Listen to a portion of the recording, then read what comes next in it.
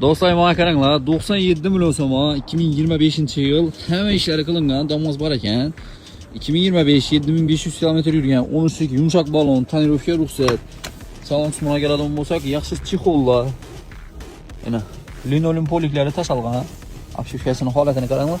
7500 km yurtibdi deb egasi. Gerblar bo'ylab qo'yilgan, aldarlarni, orqalarini, hammalarni plyoncha urilib, chexol gizib, üstüne paket gizganlar. Kraskasini chetmadimi?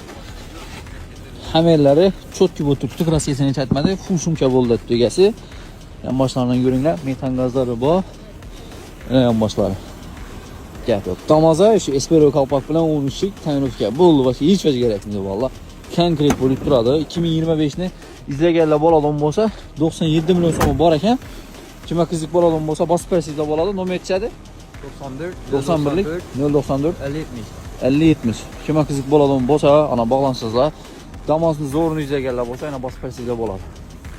Sog' salomat bo'linglar. Podpiska qilib qo'ysangizlar, Xorazm mashina bozorindagi zo'r narxlarda zo'r mashinalarni ko'rib turasizlar.